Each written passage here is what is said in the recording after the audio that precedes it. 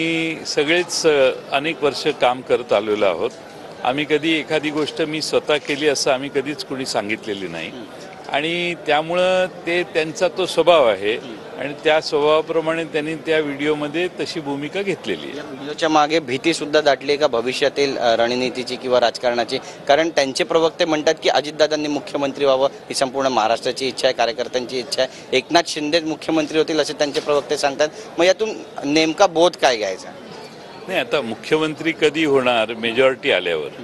आज महाराष्ट्राच्या लोकसभेचा कल जाहीर झालेला आहे लोकांचा. लोक या महाराष्ट्रातल्या सरकारच्या विरोधात देखील आहेत.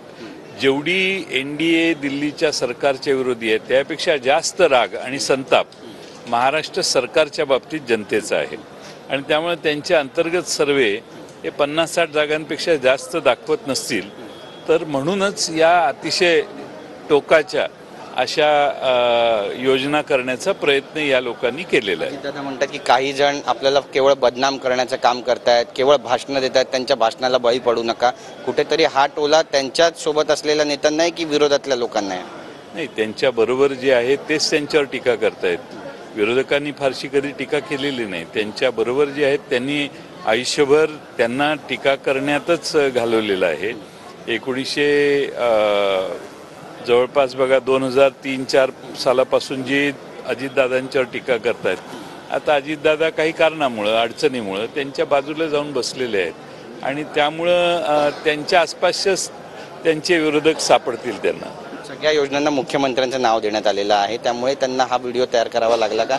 कारण आता आपण जर पाहिलं तर त्यांच्याकडून या व्हिडिओमध्ये हे पण सांगण्यात आलं आहे की आम्ही अर्थसंकल्प सादर केला.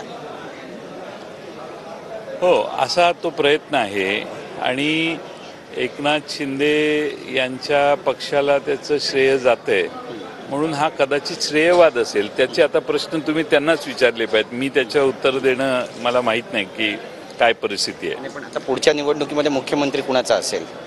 मुख्यमंत्री आमचा असणार, महाविकास आघाडीचा असणार. काही सल्ला देऊ इच्छिता दादांना? नाही, सल्ला नाही देणार. आमच्याशी बोलल्याबद्दल.